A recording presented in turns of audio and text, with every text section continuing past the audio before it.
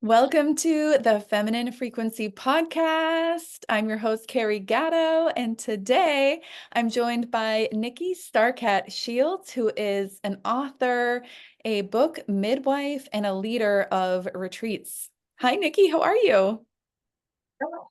Hello, hello. Glad to be here. I'm so glad that you're here today. I'm so excited to dive into this topic about the connection between creativity and spirituality and all the things.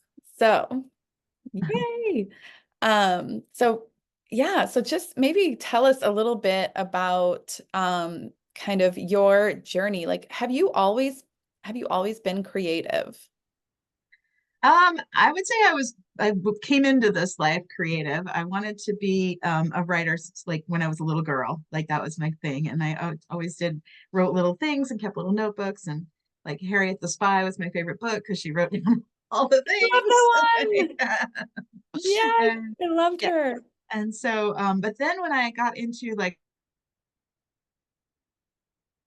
high school and started talking about being a writer, people, well-meaning people in my life were like, "Oh, but you can't really make a living at that, and you can't, like that's not something that everybody can do." And so I got kind of turned towards something else, and I ended up going to school for broadcasting, and my first career was in public radio, which was great. And I was like behind the scenes, so it was like an administrative kind of job, and the people were great. Ethically, it's a great, like nonprofit to work for, but it wasn't my calling.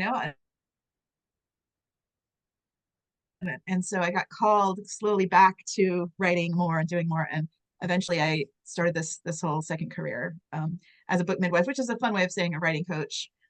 That was after I had started writing my own books, and I had some friends who were like, "Can you help me with my book?"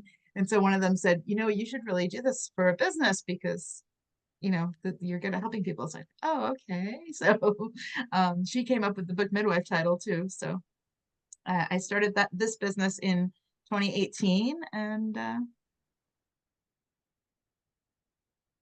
here we are. That's so awesome. Okay, awesome. So when did you start to kind of feel this connection between creativity and spirituality? When did that come into play for you? It started to come in around college. So I was raised in a family that wasn't religious. We were just kind of agnostic, atheist kind of family. And so I didn't have any of that like religious, like some people have to unlearn some stuff, right, for themselves when they get to a certain age.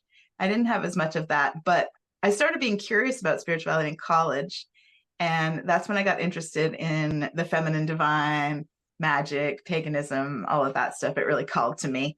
And as part of that, I started doing a daily spiritual practice back in 1997, this was. And so through that practice, it sort of showed me where I needed to go to grow. And part of it was you need to really reconnect with your writing and your creativity. And so I feel like it became intertwined there. I was doing a lot of journaling. Like I wasn't writing stuff for other people, but I was still writing for me. And that became part of my spiritual practice and allowed me to play with my creativity. And then I got involved in doing a column for a pagan newsletter here in Maine where I live. And it was like old school newsletter, like paper stapled together back in the day. And so I did that, and that was allowing me to write about my emerging spirituality and how to live it. Because some people are like, "Oh yeah, I do my pagan stuff. I do it on the holidays or the full moon or whatever." And I was like, "No, I want it to be part of my life. I want it to be, entwined and intertwined in my life." And so that allowed me to start expressing that. And that was my first book ended up being a collection of those essays. So Wow, that's so cool. And I'm seeing so many parallels to my own spiritual and creative journey because um, I've always journaled my whole life. But then it fell off as an adult where it was very intermittent. But after having a spiritual awakening, I got this uh, nudge that I needed to start writing every day. And I literally started because I felt so overwhelmed as a working mom. I was like, I don't have time to do anything for myself. So I literally started by doing one word a day. I was like, that's my commitment to myself. If I do Cool. more, great. But if it's just one word, I fulfilled it. I And love that it. gave me permission to have a daily writing practice. And from there, it expanded. And I read The Artist's Way and I started doing 3 pages a day. But it was important for me just to establish the rhythm for me. And that really opened up a lot of doors, which I eventually, and now I'm writing a book. So, Yay. Yeah, the yeah, consistency really helps, like with spiritual practice and creative practice, like just showing up, even if, like you said, it's one word or it's just something you dash off really quick. The consistency is so important. right? It's like you create like that rhythm, I think. Yeah. And as I get older, I really feel that creativity is such an integral part of our lives, like to our emotional well-being and our spiritual consciousness. It's so important. And I really love that you're highlighting that for people and creating space for people to cultivate that creativity within themselves and that practice. It's so good. So good.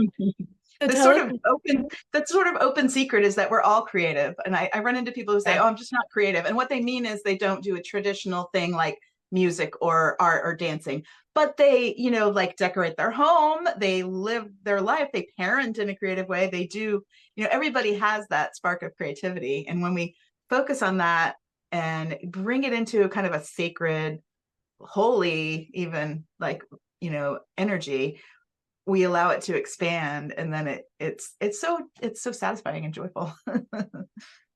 Yeah, like even if you cook, that's a creative thing. Yeah. If you are Yeah. planning a vacation, that's a creative thing. A lot of people express their creativity in how they dress, right? Or whatever it might be. So, yeah, I think everyone definitely is creative. They just don't always know it or they don't acknowledge it. Yeah.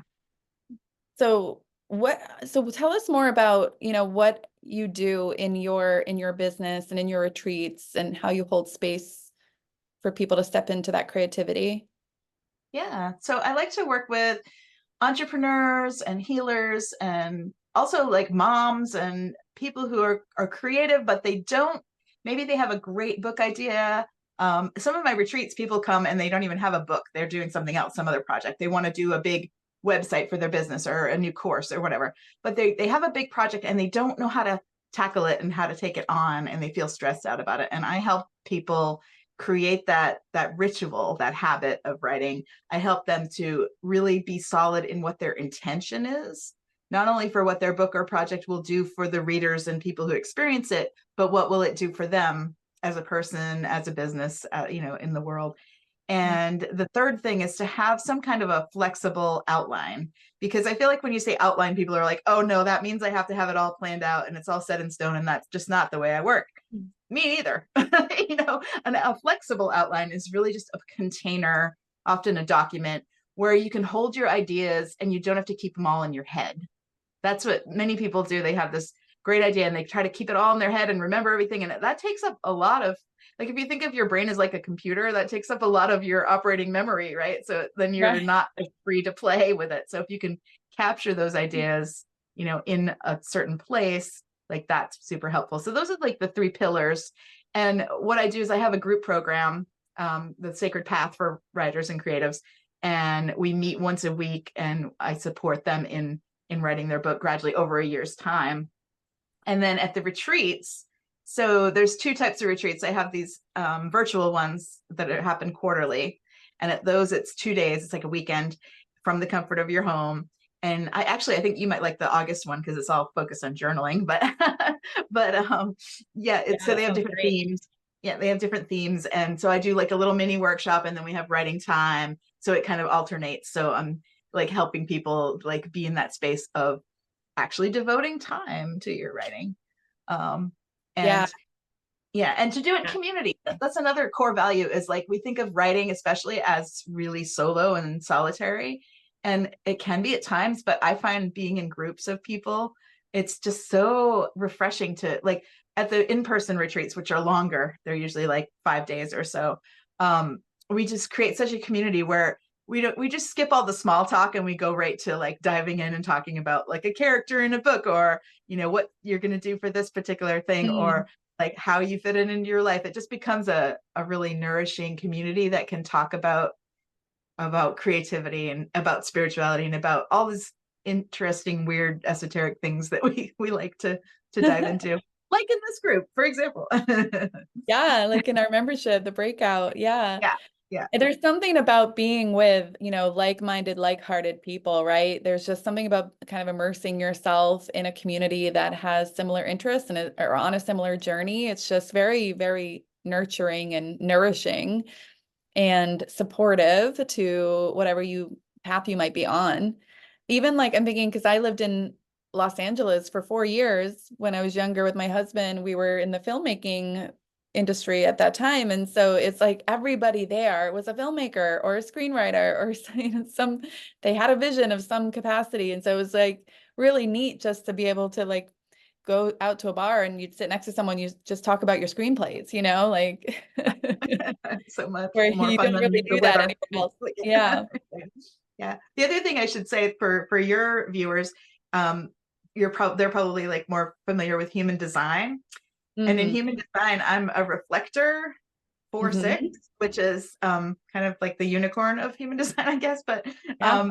what I've realized about that, learning that about myself and seeing how it fits in my life, is that I'm really good at holding space, like being that reflective container for people. And especially in the retreats, they become really powerfully transformative because I'm holding the space.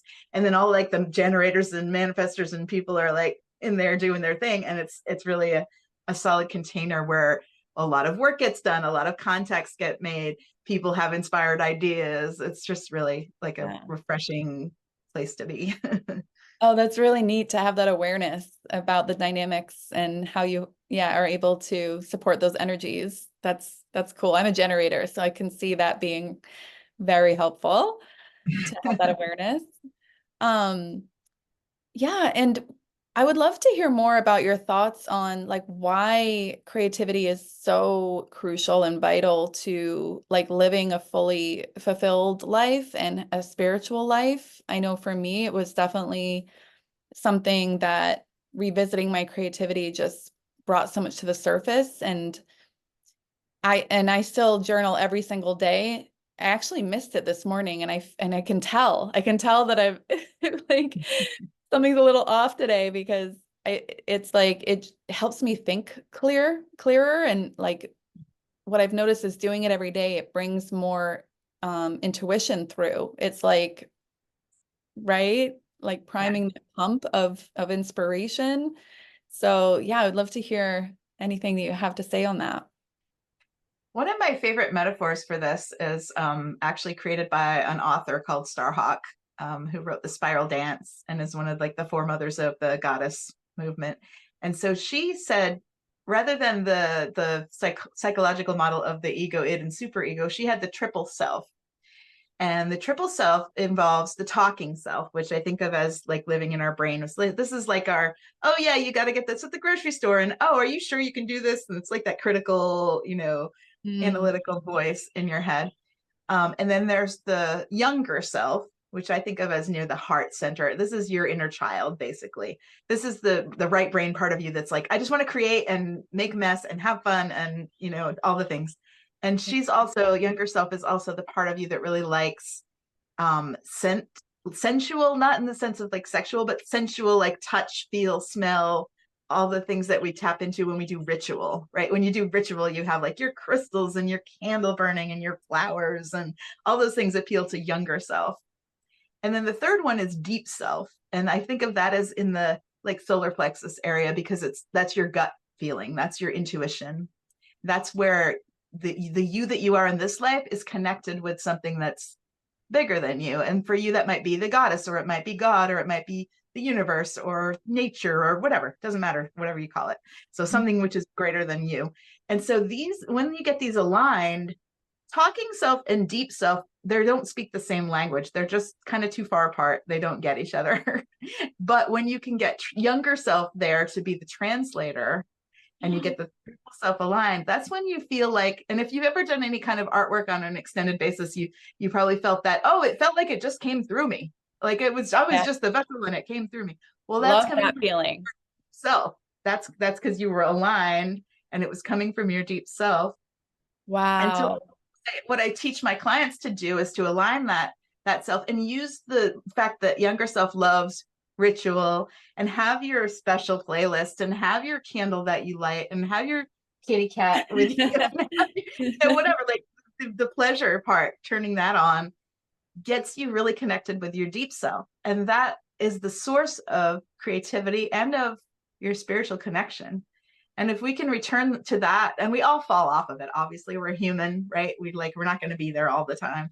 Like you said, if I don't do my journaling, I feel off. You're like, we're just being humans over here, right? But if we can Right. return to that connection as much as possible, that's when the creative floodgates open, and we're getting lots of intuitive hits for life and business, but we're getting inspired ideas for our work and our play and our creativity. And it's a great place to keep Yeah. returning.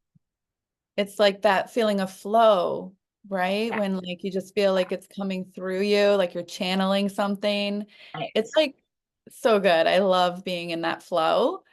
Um, Yes. and I think that is like so nourishing to our spirit, to our soul, to just be in that state. Like that's more important than the outcome, Yeah. right? Yeah. Outcome Yes. is great, but like that, it's a byproduct. Just being in the flow is what is important. And that is something that I only recently understood. Because, and I think that's why I probably dropped off my creativity for a long time, is because, well, I'm not that I didn't think I was good at it, but it's not making me a living. It's not, Yeah, we're taught to not my job. be productive at all costs. But you know what I'm finding, and a bunch of my biz sisters, I call them my biz sisters, are discovering too, is like even in business, when you run your own business, that's the state you want to be in. Like if you're noticing like your sales are dropping or something's going on, you don't want to double down with the hustling. You want to go in and go, no, I need to get into my flow state and really get those inspired actions and like pull it through. And Yes, yeah, that's yeah. such And a when you good. come to a retreat, you're teaching yourself, like we kind of live in that state for the week, right? Because we don't have to cook or clean or drive kids around. We're just there. We're being fed. My husband's a chef. He's our empathic chef. So he feeds us this nourishing food that it's just everything's taken care of. And so you Beautiful. learn what it feels like to be in that state. And then you bring that back with you to your life. Hmm. Yeah. And it's easier to revisit it when you've been there for a set amount of like a good chunk of time. Yeah. And when you have other people who get it too, and you can like message them and be like, I wish I was in the zone. And they're like, yeah, it's dark of the moon. It's hard right now. Like, you can just like have those conversations and Oh, feel that into sounds it. amazing. Yeah, that sounds so good.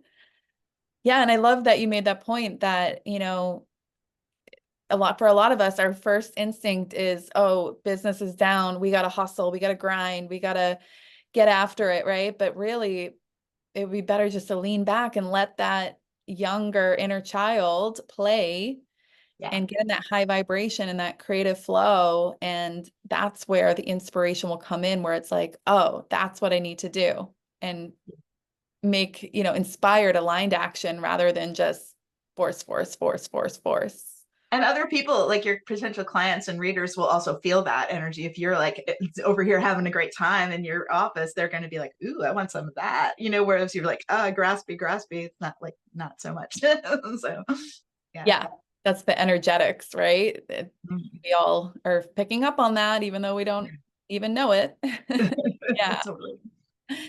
yeah, that's so good. And you mentioned before about the feminine divine too, which by the way is very cool that you got into that in college. Where did you go to college? University of Maine in Orono. Yeah. Yeah, I took a okay. class. The class that kind of got me going on that was I took a class in Greek philosophy, Mm, and we were learning about we were reading some of the mythology, like learning like Athena and Artemis and like different goddesses and yeah. the hymns to them and stuff. And it inspired me to write this poem called Moon Worship when I really didn't know anything about, like, now that like, oh, of course she writes about moon worship, but at the time I was like, where did this come from? Well, it came from my deep self. It came from that deeper place, and that kind of inspired me Mhm. to look into more of, oh, when I discovered there was such a thing as like modern pagans, I was like, oh, that's what we are. And I called my mom, because mom would always talk about like Mother Earth and Mother Nature. And, I was like, oh, we're spiritual. We're just not religious. We're spiritual. We're pagans. And she's like, all right, sure. And now I go to a goddess women's circle Nice. every couple of weeks, and she goes too. So Oh, that's beautiful. yeah. That's really cool. Yeah, and when you study the goddesses, I'm actually reading a great book called Goddesses right now by Joseph Campbell, which I'm really enjoying. And he obviously is such an expert on mythology and has a great take and a great perspective. And it's the ancient goddesses were all about creativity and fertility. Like that was their superpower, right? Yeah. So I think there's definitely that really direct connection between creativity and the feminine divine, that energy. Um, and that the creativity is one of the modules in my program, Goddess Uprising, for that reason. It's like it's that connection to kind of like the unmanifested realm, right? Like, and as women, we are able to birth new life, but also birth new uh worlds, new realities, new manifestations by being that channel, being that conduit between, really heaven and earth. Yeah. Yeah. That receptive energy, like we can receive those channeled messages and those things. I have a friend who's a channel, and she said, and I do some channeled writing as well. And she said, we're all kind of getting a similar message right now, but that's because what we're getting through us is what humanity needs to evolve. And so it's like similar messages are coming through. So that, Mm, and the other thing that like I was thinking of that sparked when you were talking is even in the monotheistic patriarchal religions, at the beginning of most of their creation myths is like God created the universe with words. It's like, oh, you can write things or speak things into being, and so we can tap yep. into that as well. Yep. Started with the word, right? Yeah, which I think means that like everything started in that unmanifested realm. Like everything we see had to first be imagined in some form, and now it's physical. But there's also so much more in that unmanifested realm that we don't see, and we can only access it with our imagination, with inspiration.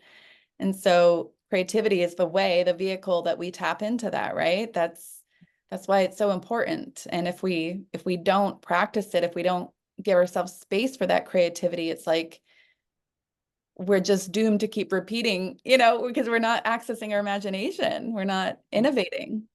Yeah. Yeah. The cool thing about the how creativity and spirituality are intertwined is either one can be the portal or the doorway. You can start with like starting a daily spiritual practice and allowing like you do some journaling. So then the creativity is going to come in. Or you can start a creative practice where you're doing something like you mentioned Julia Cameron. I love the artist dates, like doing that, like go to Yeah. artist date, go on an artist date and get inspired with your creativity. Then the spiritual is going to also weave into it. So they're very like you can come in through any door, really. Yes, totally. Like I almost think of it as like a conversation with the divine or with the universe or God or Mother Nature. Like it's a back and forth. And I mean, you can get inspiration from anywhere, but when you really make space for it and create that creative rhythm, it starts to open up the door to receive, like you said, and then you express and then you receive and then you express and you receive. So it's like a dialogue, which Yeah, is so beautiful. I like that. I like that. Yeah. So do you do you find or have you found in your own life like that people have like what happens if people do not express their creativity? They don't have. Oh, yeah. So that was kind of me. I found like when I was working in public radio and I had the kids were little, I have two children that are now grown up. And they were little and it was just a lot of like running around and doing the things. I found that the muses, and by that I mean like the impulse to create, the muses kept on coming back and like tapping me on the shoulder and be like, you want something more. You just get that wanting, that yearning, that longing for something more. And life was good. I had the kids and I was happy and I had a home and like things are good, but still there was that like something's missing. Wake up, come and do the thing. So for me, I just kept getting that yearning, that like wanting to do more, that was only satisfied really when I started writing my books. And so your particular the watcher, the viewer's particular calling is not going to look like mine. It's going to look like your own. But if you're not following that calling, it's going to kind of come in and like tap you on the shoulder and be like, something's missing, do the thing. And I suppose if you really don't listen, they say that, if you're really not following your path, then something's going to happen that'll make you need to, like you lose the job, or you like maybe get sick, or, something kind of changes. Like you said, if you don't imagine something new, it's going to be the same. But the universe is created, like change is the only constant. So something will happen to break you out of the rut. And whether it's you making a choice or something that comes up in front of you, I mean, it varies, but there will be some kind of change point where you then have the opportunity to choose differently. So, Right. yeah, you'll have a choice point come up. Yeah, your hand will be forced somehow. Yeah.